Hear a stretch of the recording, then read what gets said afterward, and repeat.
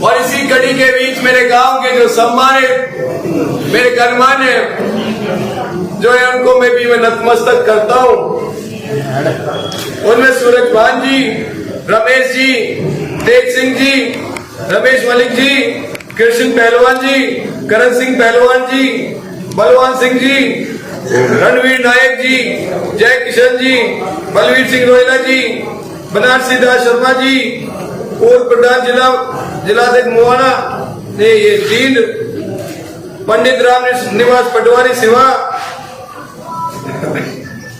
नन्ना राम जागरा जी, नफे सिंह मलिक जी, मेरे गांव के सभी सम्मानित बड़े बुजुर्ग नौजवान साथियों, आप सबको मेरी तरफ से राम राम। और मेरी भारतीय जनता पार्टी की तरफ से आए हुए हरियाणा सरकार के चेयरमैन श्रवण गर्ग जी, और आज गांव की जो शोभा, जो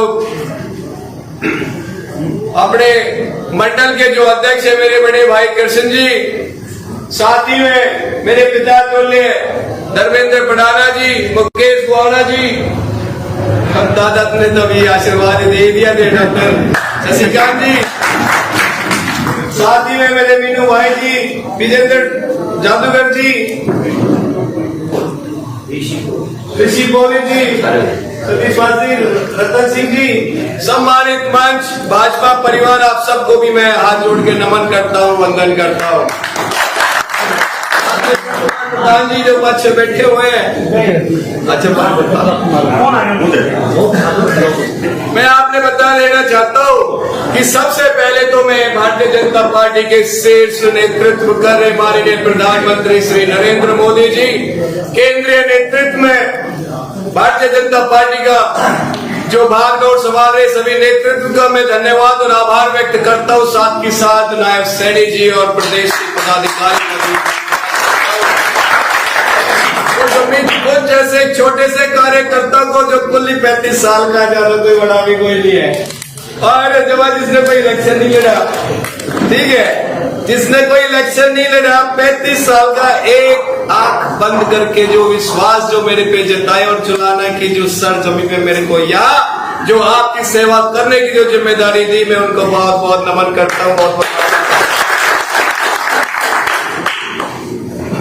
या तो आपने बड़ी मजबूती के साथ में माननीय प्रधानमंत्री जी का एक सपना तो आपने पूरा कर दिया, उनको जो कि देश की बागडोर तीसरी बार दे दी, और उनका दूसरा सपना है कि हरियाणा में भी तीसरी बार सरकार बने। और जिस हिसाब से आप काम कर रहे हो, मजबूती 90 की 90 विधानसभा में एक तरफा काट रहे हो, इसमें कोई संशय नहीं है कि जब तीसरी बार भी हरियाणा में भाजपा की सरकार आ रही है। माननीय मुख्यमंत्री फिर से 12 मार्च की तरह आने वाले महीने में दूसरी बार मुख्यमंत्री की शपथ भी लेने वाले। उसके जब दादा बात कर रहे थे लड़ाकू विमान की, अब जब बात आ जाती है हवाई की तो दिल में तो रहता ही है। तो एक बात भी मैं साझी कर देता हूँ कि कोई समय ऐसा हुआ करता था कि हरियाणा की क्या बात दूर की, मैं तो देश की में बात कर लेता हूँ। जब बात आ जाती है मॉडर्न एक्टिविटीज की, आधुनिक सामानों की, हिंदुस्तान का दूर दूर तक नाम नहीं हुआ करता था। कहाँ हिंदुस्तान है, कहाँ है, कहाँ नहीं है, नक्शे पे सुंडा फिर मिला कर 2014 से पहले भी खूब विदेशों में आवे जावे सारी बातें करा करे कि हवाई जहाज के बारे में थोड़ी सी मेरा प्रोफेशन है तो थोड़ा इंटरेस्ट भी रहा करा। हम तो सिर्फ सपने लिया करते थे कि कभी पता नहीं जिंदगी में कभी हरियाणा हमारे हिंदुस्तान में कोई हवाई जहाज पड़ेगा नहीं पड़ेगा, ये मतलब सपने में भी नहीं लिया करते, बस सोच लिया करते थे। सोचने में किसी को कोई पैसा ना लगा करते थे। लेकिन जैसे आपने मजबूती दी है, दूसरे ही टर्म के लास्ट समय के अंदर, दूसरे टर्म के लास्ट समय के अंदर जो सबसे ज्यादा जो विकसित और सबसे खूबसूरत जो शहर है ना, जिसको हम कहते हैं यूरोप, बोलते हैं ना यूरोप सबसे खूबसूरत है, दुनिया भर की प्रकृति है और दुनिया भर की वहां डेवलपमेंट है, बहुत ज्यादा सबसे विकसित देश है। वहां एक हवाई जहाज की कंपनी उसको बोलते हैं एयरबस। और एयरबस आज के टाइम में ऑल ओवर वर्ल्ड की मैं बात कर रहा हूँ, पूरे संसार की मैं बात कर रहा हूँ, बहुत हमारी बात सुन लो, वो बहुत बड़ी कंपनी है जो कभी सोच ही नहीं सकती है कि हिंदुस्तान, जो मैं पहले बता रहा 2014 से पहले का जो हिंदुस्तान है, जो किसी के सोच में भी नहीं हुआ करता था। और माननीय देश के जो प्रधानमंत्री श्री नरेंद्र मोदी जी ने ऐसा सिस्टम, ऐसी रणनीति और ऐसी डेवलपमेंट प्लान लेकर के आए। आज उसने घुटने टेक करके हवाई जहाज का कॉन्ट्रैक्ट हमारे हिंदुस्तान में,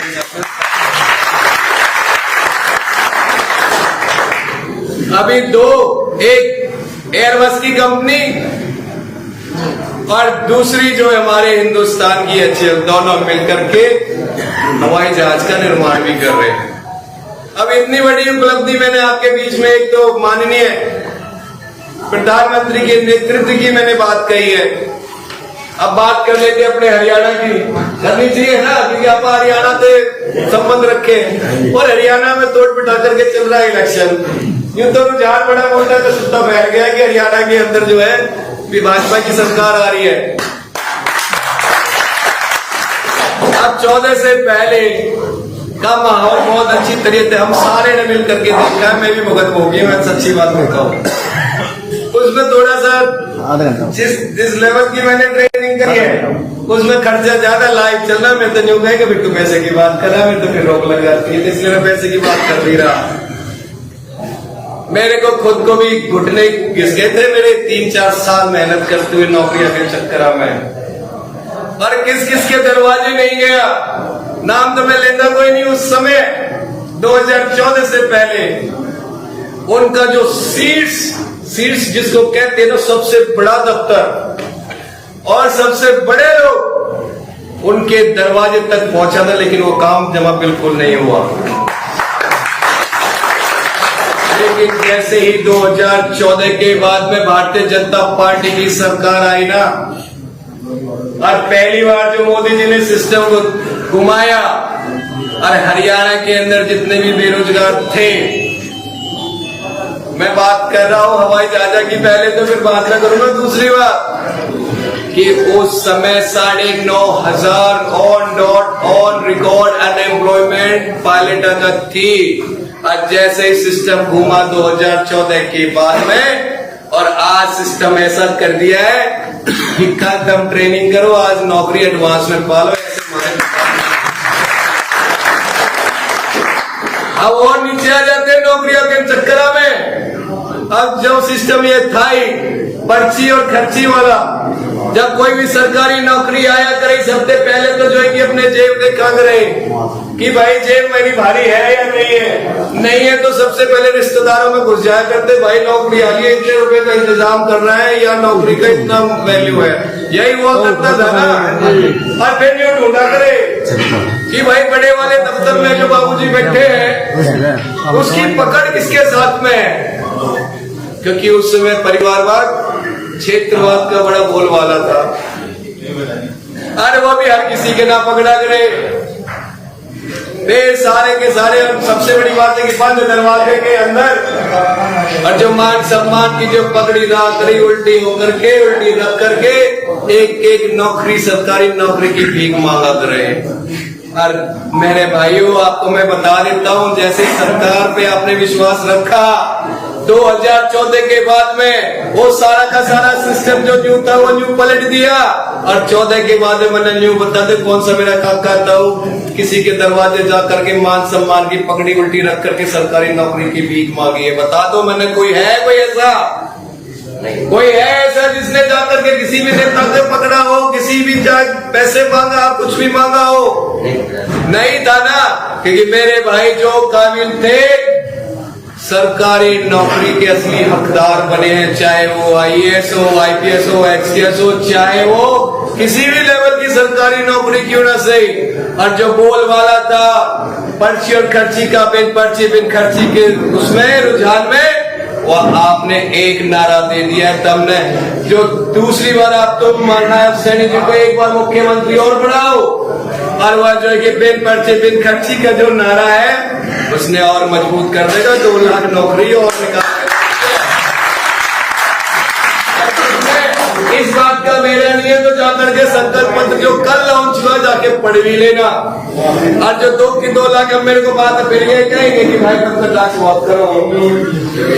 हमारा गलती सरकारी नौकरी 2024 में एक अभी बात करें 2 लाख नौकरी की और एक नेता भाग रहा है फरीदाबाद में और खुले मंच पे कह रहे मैं तो कहूँ सद्बुद्धि दे भगवान, मैं तो हाथ जोड़ू भगवान उनको थोड़ी सद्बुद्धि दे दे। वैसे तो मानसिकता है कोई नहीं, वो हिल गए है। और वो यूं कहे कि 2 लाख नौकरी आ रही है। अरे भाई हमारे मानने आ रही है 2000 नौकरी। अरे भाई जो 50-50 वोट देगा एक नौकरी में तुम्हें दे दूंगा भाई, यहाँ देख लो। ये भी तो कुछ भी नहीं है, किसी के पैर पालने में नजर आ रहे हैं। ये किसी पार्टी के जो कि नेता है जो भी जो कि एमएलए बने वाने फिर है। संभाल कर लियो। एक तरफ वो है जो पहले से खेल लग रहे हैं और दूसरी तरफ वो पार्टी है जो ये कहते हैं कि बिन पर्ची बिन खर्ची तुम तैयार हो जाओ, चाहे तुम वोट दो या ना दो दूसरी बात है, लेकिन थारा पूरे समाज का पूरे हरियाणा का विकास हम करके रहे।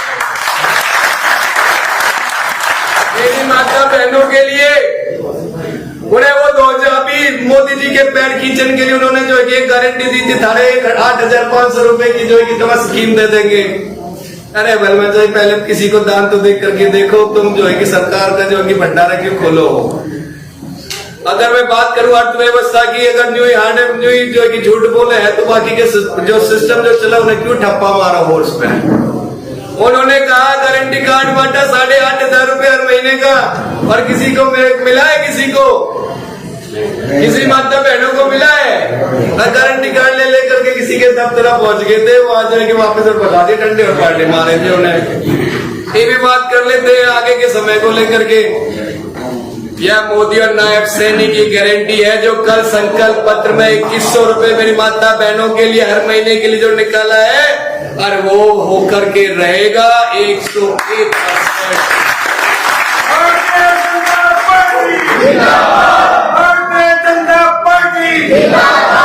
इसी कड़ी में मैं थोड़ी सी लंबी हो रही बात मैं थोड़ी छोटी कर देता हूँ। मेरा भाई देख रहा है, मेरे भाई का बात बंद करागा मैं। और जुलाना में इलेक्शन का दौर चल ही रहा है, सारे प्रत्याशी रो रहे धो रहे हैं, सारी अपनी मनगढ़ंत कहानियां गा रहे हैं, सब अपनी अपनी बातों में रखने लग रहे, कोई कुछ बोले कोई कुछ बोले। और एक तो नेता न्यू कह रहा है, और मैंने जो है कि अपने गांव में मैंने बोल भी लिया था आसन में कि एक नेता न्यू बोले हैं कि भाई तो कर रहा था सभी तो कर तैयारी, पैरासूट से जो है कि आगे उतार दिया। अरे जो आदमी, जो बालक, जो बेटा जिसने अपनी जिंदगी अब तक हवा में उतारी है, तुम मन में बताओ कि पैरासूट कड़े उतारेंगे। अगर पैरासूट की मैं बात करूं, मैं भी कह देता हूँ कि जो हम अपना कर पाए पिछले 5 साल के अंदर थारा विधायक होने के बावजूद भी, और जो 5 साल हमने न्यू निकाल दिए, जो मूलभूत की समस्या जो अभी भी अपने जुलाना विधानसभा में न्यू खड़ी हुई है, 5 साल के अंदर आने वाले समय में हवा में घुमा दूंगा सर, लेकिन यह समस्या कोई रहने नहीं दूंगा। अंकल ने मेरी तरफ अपनी तरफ से गारंटी भी दे दी और मैं भी आपको डबल ट्रिपल जो भी आप कहो मैं अपनी तरफ से भी गारंटी दे देता हूँ। मैं थारे बीच में से सेवा भाव दे, मैंने कोई भी काम की जिम्मेदारी देता, अगर ना हट जाओ तो मैंने बता देना कि भाई तू सारे पंचायत के बीच में बोल गया था, नहीं ना हट दिया। चाहे मेरे फैक्ट्रिया का काम क्यों ना सही, सरकार से हरियाणा सरकार हो या भारत सरकार हो, आपकी बात जमा मजबूती से रखूंगा और आगे कुछ न कुछ तो ला करके रहूंगा ही रहूंगा। रोजगार को लेकर के सबसे पहले जो मेरे भाई सक्षम है, सबसे पहले रोजगार देने लायक बनाऊंगा, ताकि जो मेरे भाई सक्षम है कम से कम कुछ तो वो अपना रोजगार, चाहे वर्कशॉप खोले या फैक्ट्री खोले, जब बड़े स्केल में खोले या छोटे स्केल में खोले, वह काम तो होना ही होना है। और जो मेरे भाई इसमें सक्षम ना है, जो नौकरी के ऊपर है, उधर तो जो है कि माननीय मुख्यमंत्री जी नौकरियों के जो भंडार लगा रखे, कहीं ना कहीं प्राइवेट नौकरी का भंडार आप भी लगा देंगे आने वाले महीने। चाहे स्वास्थ्य का काम मेरे से ले लो, पानी का मेरे से ले लो, और रेलवे वाली भी एक समस्या है कि जगह जो है कि रेलवे ठहराव को लेकर के जहां भी जाना पड़े रेलवे, चाहे मैं तो कहूँगा 1 से 9 तक की गिनती मेरे पे छोड़ दो, 0 पीछे अपने आप लगा दे, उतने ठहराव वाले लगवा दूंगा। मैं काम बताओ, मैं सारा काम करूंगा और आपके बीच में रहूंगा, और जहां आप कहोगे उन्हें मकान बना करके सारी सेवा करूंगा। एक बार मैंने अपना बना लो, अपने दिल में जगह दे दो, मैं एक काम बोलूंगा, आप तो मैंने जगा दे दो अपने दिल में 5 तारीख तक, और 8 तारीख के दिमाग में भी नहीं आऊंगा, तब सारे ने मिलकर मुझे कमल का फूल खिला दिया, बता देता हूँ मैं सारे। आप सभी से मेरी हाथ जोड़ के विनती है कि इस बार जुलाना विधानसभा के अंदर सिर्फ विकास और काम के लिए आपने वोट करनी है। आपके बीच में मैं आपका बेटा और आपका भाई सेवक बन के आया हूँ, एक बार मौका दे देना और 5 तारीख ने कमल के फूल खिलाने पे सारे के सारे अपनी जिम्मेदारी ले लेना। अगर आपको मेरी बात से आप सहमत हो, आपसे मेरी हाथ जोड़ के विनती है कि मैं ये बात आपकी सहमति को हरियाणा के साथ साथ केंद्र में भी अपने शीर्ष पदाधिकारी तक लेके चला जाओ कि नेडाना गांव ने भी आपको समर्थन दे दिया। अगर आप मेरी बात से सहमत हो, दोनों हाथ आप उठा दो, मुट्ठी भींच लो और संकल्प ले लो, 5 तारीख ने कमल का फूल खिलाएंगे। इसके लिए माँ भारती का उद्घोष बड़ी प्रचंड आवाज में लगा देते हैं, भारत माता के